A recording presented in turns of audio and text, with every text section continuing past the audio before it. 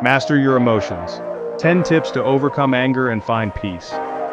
Ever had one of those days where someone's words or actions just seem to throw a wrench in your plans? A snarky comment, a careless gesture, or an unexpected hiccup can feel like a dark cloud hovering over your mood. Frustrating, right? But here's the twist. Nobody can truly control your emotions unless you hand over the keys. In this episode, we're diving deep into 10 transformative lessons that will empower you to stop those knee-jerk reactions, ditch the anger, and reclaim control over your emotions. Whether you're facing criticism, learning to set firm boundaries, or letting go of grudges, you'll discover practical tools to safeguard your peace and stride forward with confidence. Ready to unlock the secret to emotional liberation and live a life where your mood is yours alone? Let's dive in. Your journey to mastering your emotions starts right now. We all know the frustration when someone doesn't act the way we think they should. But they're not you. They haven't walked your path or learned your lessons. Lao Tzu reminds us, less expectation, more peace. Let go of the need to control others. Meet them with understanding and compassion. True peace comes from within. Life is a winding road, full of unexpected twists and turns. Amidst the chaos, there's a powerful truth. We always have a choice in how we respond. It's easy to react impulsively, to let anger or frustration take the wheel. It is said, between stimulus and response, there is a space. In that space lies our power to choose our response. Reframing the situation can be your emotional game changer. You are the powerful captain of your own ship, steering your course through the storms. Have you ever found yourself locked in a debate, your ego clinging fiercely to the need to prove your point, even if it means sacrificing your inner peace? We've all been there, right? But here's the thing, the need to be right, to win every argument, often stems from a place of insecurity. Lao Tzu wisely noted, "He who is attached to his views will never grow." When we're so fixated on being right, we close ourselves off to new perspectives, to the possibility of learning and evolving. Imagine instead approaching disagreements with curiosity rather than defensiveness. What if, instead of trying to win, we sought to understand? Letting go of the need to be right not only preserves our peace, but also transforms conflicts into opportunities for growth and connection. Remember, the goal isn't to win the argument, it's to deepen our understanding of ourselves and the world around us. Your worth is not defined by others. It's inherent, not earned. External validation can trap us, but true freedom lies in self-acceptance. As Marcus Aurelius said, we care too much about others' opinions. Embrace your worth and watch your confidence soar. Protect your energy with boundaries. Let's talk about boundaries, about those invisible lines we draw to protect our time, energy, and emotional well-being. In a world that often glorifies busyness and people-pleasing, setting boundaries can feel, well, a little selfish. But here's the thing, boundaries are not selfish, they're essential.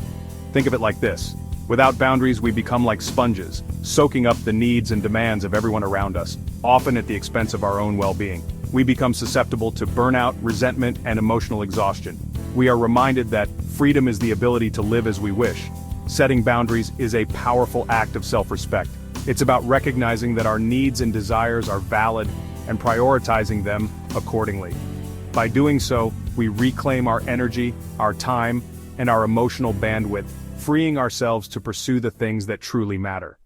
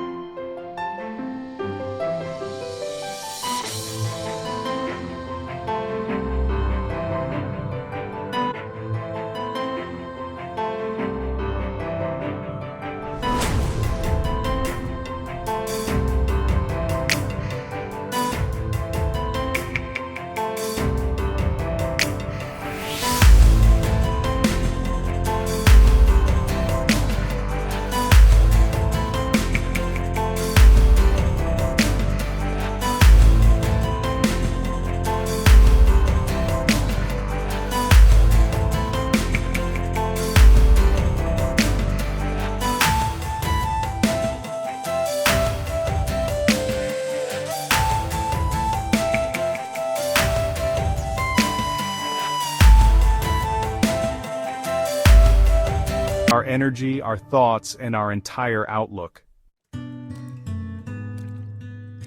Imagine this. Someone hurls an insult, a cutting remark designed to provoke a reaction. In that moment, you have a choice. You can engage, fan the flames of anger, and get caught in a vortex of negativity. Or you can choose a different path, a path of quiet strength and self-mastery. You can choose silence. Marcus Aurelius said it best. The best answer to anger is silence. Anger thrives on engagement, on the back and forth, on the emotional fuel we pour on the fire. But silence starves it. By choosing not to react in the heat of the moment, we maintain our composure, our dignity, and our inner peace. We demonstrate a level of self-control that disarms the person trying to provoke us. Remember, silence is not weakness. It's a strategic retreat, a way of preserving your energy and refusing to play into someone else's negativity. Master the art of letting go. Let's talk about letting go, about releasing the heavy weight of anger, resentment, and grudges. It's easy to cling to those negative emotions, to replay past hurts in our minds, letting them poison our present and future. But here's the truth. Holding on to anger is like drinking poison and expecting the other person to die. True strength lies not in holding on, but in letting go. Letting go doesn't mean forgetting. It simply means releasing the emotional baggage that weighs us down, preventing us from moving forward with lightness and freedom. As Marcus Aurelius reminds us, do not be disturbed by what is outside your power. Let it go, and you will find peace.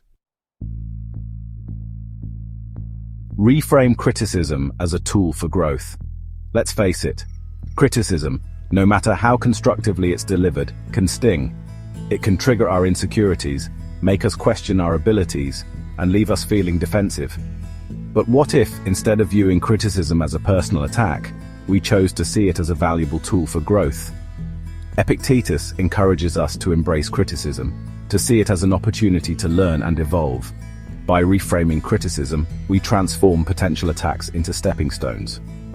We become open to feedback, to seeing ourselves from different perspectives, and to identifying areas where we can grow and improve. Detach from the opinions of others. We live in a world obsessed with opinions. A world where our worth is often measured by the number of likes, followers, and positive reviews we receive. It's easy to get caught up in the need for external validation, to seek approval from others as a way to feel good about ourselves. But here's the thing. Seeking approval from others is a recipe for unhappiness. It puts our emotional well-being in the hands of those whose opinions may be fleeting, fickle, and often based on their own insecurities and biases. True freedom, true emotional mastery, comes from detaching from the opinions of others, from recognizing that our worth is non-negotiable, and from pursuing our passions and purpose with unwavering conviction. And there you have it. 10 powerful lessons designed to help you master your emotions and stay unbothered, no matter what life throws your way. The goal isn't to suppress your feelings but to respond to challenges with clarity and strength. Emotional mastery is all about how you choose to react. The power to remain calm and centered is entirely in your hands. If you found value in this video, don't forget to subscribe to this channel. Don't keep it to yourself. Share it with someone who could use a little extra calm in their life. Until next time, take care and stay unbothered.